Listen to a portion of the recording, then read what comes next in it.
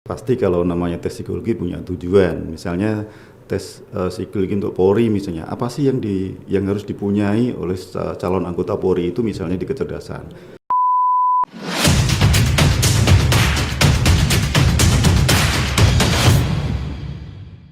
Assalamualaikum warahmatullahi wabarakatuh. Salam Pendekar Banten. Halo Sobat Pendekar, welcome back to our channel Pendekar Banten Podcast. Perkenalkan, saya Bribda Yustika sebagai host podcast kali ini. Sebelumnya, jangan lupa untuk di-like, share, and subscribe channel kita supaya tidak ketinggalan informasi lainnya. Sobat Pendekar, hari ini kita kedatangan tamu spesial nih, pakar psikologi di Polda Banten. Cocok nih untuk para pemuda-pemudi yang sedang mendaftarkan diri menjadi anggota Polri. Disimak baik-baik ya. Langsung saja kita sambut Kepala Bagian Psikologi Biro SDM Polda Banten, Ajun Komisaris Besar Polisi Ahli Romekso MSI Psikolog. Selamat siang Bapak, selamat datang di Pendekar Banten Podcast. Selamat datang, terima kasih Mbak Yustika. Ya, selamat siang juga untuk Sobat Pendekar di Banten. Senang sekali diundang untuk podcast kali ini. Bapak gimana kabarnya hari ini? Alhamdulillah sehat, walaupun masih dalam situasi pandemi ya. Ya, Alhamdulillah masih dalam kondisi sehat. Luar biasa Pak. Langsung aja nih Pak ya. Sekarang ini kan lagi proses pendaftaran ya Pak ya. Pendaftaran anggota Polri calon ya Pak. Ya. Sudah proses rekrutmen Pak ini?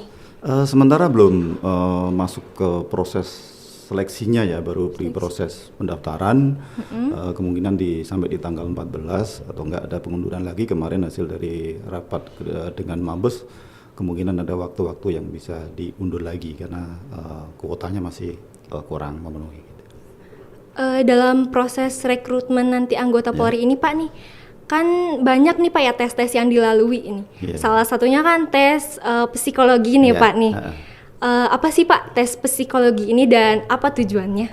Sebenarnya tes psikologi ini kan mengukur potensi ya, mengukur potensi dari calon peserta yang akan masuk menjadi bagian dari Polri gitu ya. Betul.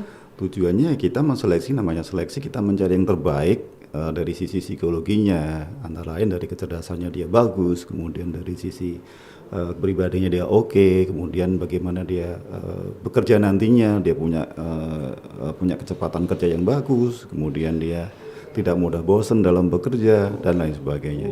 Yang jelas tesnya itu untuk mengukur pada saat nanti dia menjadi anggota Polri yang sebenarnya nantinya gitu ya. Supaya tidak kaget ya Pak ya nantinya kalau misalnya sudah lulus ya Pak ya. Iya, betul. Gambaran tes psikologi sendiri itu Pak seperti apa sih? Ada bentuk-bentuk tesnya gitu? Untuk seleksi terutama di Diktuk kita ada 2 kali tahap untuk tesnya. Yang pertama adalah tes tertulis, kemudian nanti berikutnya menjelang akhir seleksi itu ada tes wawancara. Untuk tes tertulis sendiri kita ada 3 subtes. Yang pertama adalah kecerdasan, kemudian ada kepribadian dan sikap kerja.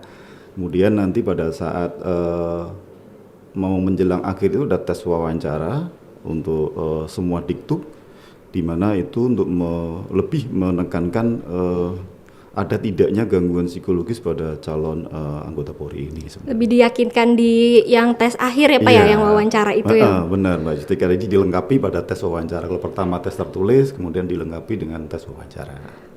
Pak, yang tes tertulis itu per itemnya dia punya tujuan dan maksudnya sendiri kan pasti ya Pak ya? Iya, pasti kalau namanya tes psikologi punya tujuan. Misalnya tes psikologi untuk Polri misalnya, apa sih yang harus dipunyai oleh calon anggota Polri itu misalnya di kecerdasan. Dia punya tes logika, kemudian dia analisa sintesa misalnya kayak gitu, subtesnya dalam tes kecerdasan itu. Nah, gunanya untuk apa sebenarnya? Misalnya gini Mbak Yustika diajak bicara sama pimpinannya misalnya, Mbak Yustika tolong nanti ke alun-alun Serang misalnya kamu. Nanti di sebelah alun-alun Serang sebelah kanan itu ada soto, ada apa namanya, ada warung ini, di sebelahnya ada warung ini, di sananya ada dinas ini. Jadi kan Mbak Yustika berarti membayangkan situasi itu kan, walaupun tidak di sana. Nah itu namanya abstrak. Ya itu diukur ketika kita diajak ngobrol sama pimpinan atau teman, kita tuh udah bisa membayangkan di tempat itu. Contohnya kayak gitulah tujuannya berarti kita nggak paham. Kalau kita punya daya abstraksi misalnya yang bagus, kita diajak nyambung dengan objek yang tidak ada, kita pasti bisa. Contohnya kayak gitu tujuannya. Mungkin kepribadian. Pribadian itu apa sih yang harus dipunyai oleh polisi ini secara keseluruhan, pribadi seperti apa sih yang harus dipunyai, misalnya dia prososial itu dia peduli, kemudian empati terhadap masyarakat. Kenapa pekerjaan polisi juga seperti itu. Kemudian ada stabilitas emosi, banyak masyarakat yang dihadapin, ada bermacam-macam orang, karakter dan sebagainya. Ada yang pemarah, bagaimana kita menghadapi supaya kita juga nggak ikut marah, stabilitas emosi dan sebagainya. Ada kepribadian banyak. Baik, Bapak. Untuk tesnya sendiri ya Pak ya. Tahun ini tuh menggunakan apa Pak? CAT atau manual tertulis gitu? Kita sudah menerapkan itu di 2 tahun terakhir ya untuk CAT. Karena mungkin karena kita juga harus mengikuti perkembangan zaman. Betul Pak. Dan untuk mempermudah, kemudian efektif dan efisien, sehingga 2 tahun terakhir bahkan besok ya pasti pakai untuk CAT.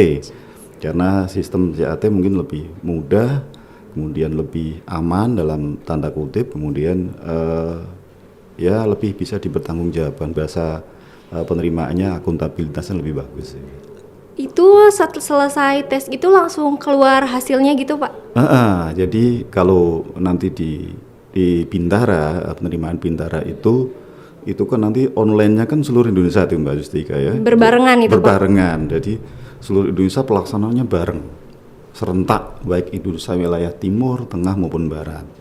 Nah nanti ada 3 subtes itu, terakhirnya nanti ada muncul skor masing-masing itu. Tapi biasanya skor itu dia langsung muncul, dia nunggu beberapa saat. Karena apa? Waktu pengerjaannya masing-masing orang kadang beda. Artinya begini, ada yang ketika dia login masuk, kemudian dia ada trouble di internetnya, otomatis dia login lagi.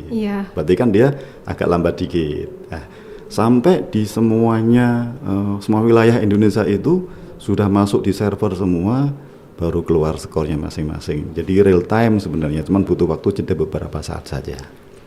Beberapa menit atau beberapa jam gitu Pak? Kalau nggak ada trouble sebenarnya nggak sampai 1 jam. Kalau ada trouble biasanya ya butuh waktu beberapa jam lah. Ya. Itu fasilitasnya berarti semuanya serentak melakukannya berbarengan gitu Pak? Iya.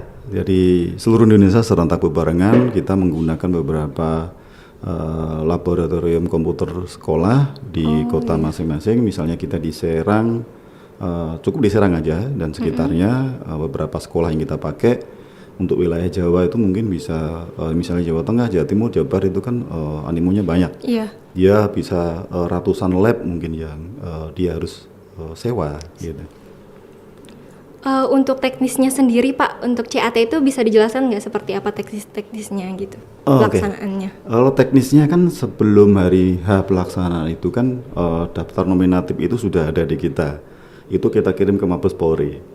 Jadi data yang akan tes besok pagi itu dikirim ke Mabes Polri, karena kalau sistem CAT itu kan kendali penuh adalah di Mabes Polri, karena satu Indonesia satu kendali di Mabes Polri. Sehingga nanti masing-masing orang paginya itu pada saat pelaksanaan itu mendapat username sendiri-sendiri.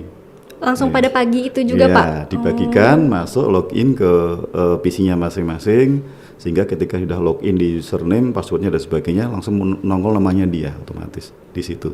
Baru masuk ke tahapan tes berikutnya. Gitu. Terus nih Pak, yang dilakukan persiapannya apa gitu yang harus dipersiapkan untuk tes psikologi ini sendiri? Sebenarnya persiapan hal biasa sih ya, normal gitu ya.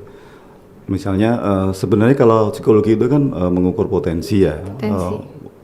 Maksudnya orangnya nih walaupun dia sering belajar, tapi potensinya sebenarnya dia gitu-gitu aja, misalnya pas-pasan, hasilnya juga nggak terlalu signifikan gitu sebenarnya. Tapi masalahnya kan kadang itu pada saat tes dia merasa grogi, kemudian dia cemas dan sebagainya. Itu kan perlu, karena apa? Ketika dia grogi, dia cemas dan sebagainya, pasti dia konsentrasinya jadi hilang, nggak fokus lagi, buyar. Akhirnya pengaruh itu, sehingga persiapannya misalnya nih, biasanya tes ini kan dimulai pagi, biasanya nggak persiapan sarapan, yang biasanya tiap pagi dia terbiasa sarapan, dia harus pergi pagi nggak sarapan, itu juga pengaruh secara ini ya, fisiknya dia, sehingga dia butuh sarapan pagi, sehingga apa, ketika nanti dia menghadapi tes itu juga udah siap secara fisik. Kemudian apa namanya, lebih ke kadang itu yang bikin dia grogi, tadi saya bilang itu nggak fokus dan sebagainya, udah diniatin ikhlas aja bahwa ini bagian seleksi ini kan ada yang lulus dan tidak lulus gitu. Kita sudah sekian lama mempersiapkan diri, ya kan, kemudian kita udah belajar, misalnya beli buku lah, latihan, nonton di YouTube, kemudian bimbingan kemana aja gitu. Sebenarnya itu udah modal sebenarnya untuk meyakinkan atau membuat kita pede gitu. Sebenarnya kan itu yang kita butuhkan. Kemudian kita belajar cara mengerjakannya seperti ini. Hal-hal seperti itu yang membuat kita lebih pede gitu. Semakin kita lebih banyak membaca, lebih banyak belajar, persiapan tes seperti itu memang lumayan membantu, walaupun tidak terlalu signifikan, karena kalau kita mengukur potensi ya, tapi itu sangat membantu. Minimal kita menjadi lebih pede lah gitu ya. Pastinya kan doa ya Pak ya, tidak luput dari doa. Ya. Pak, ini kira-kira kalau misalnya Sobat Polri mau belajar sendiri di internet, ada nggak sih Pak sumber atau keywordnya yang tepat gitu?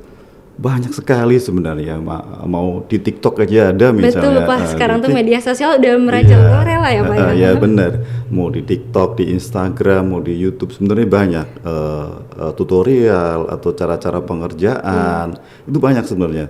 Tinggal diklik aja tes psikologi Polri atau tes psikologi secara umum, bisa aja di situ sebenarnya, untuk apa, menambah wawasan aja sebenarnya. Tapi kalau sekali lagi saya sampaikan bahwa namanya potensi, walaupun dia belajar terus tapi potensinya dia biasa-biasa aja, sebenarnya nggak bisa dimaksimalkan juga, tapi lebih membuat dia lebih siap, tanda kutip ya, lebih siap, lebih pede dan sebagainya. Itu aja sih sebenarnya. Bagus juga sih untuk menambah wawasan. Kita bisa belajar dari internet, dari YouTube, dari Instagram dan sebagainya.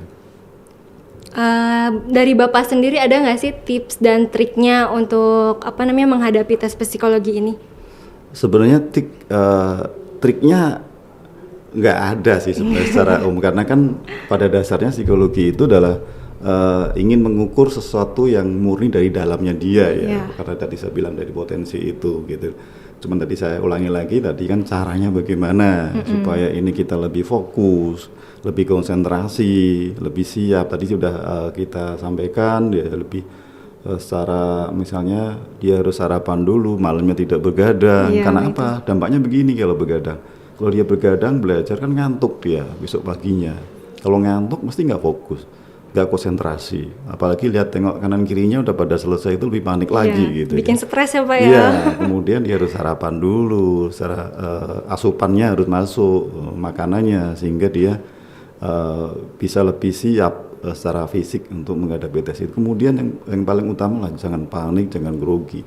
Udah namanya pada saat tes itu kita udah siap bertempur, bukan memikirkan lagi nanti bagaimana gitu kan. Udah bertempur ya sudah, kita pasrahkan nanti hasilnya.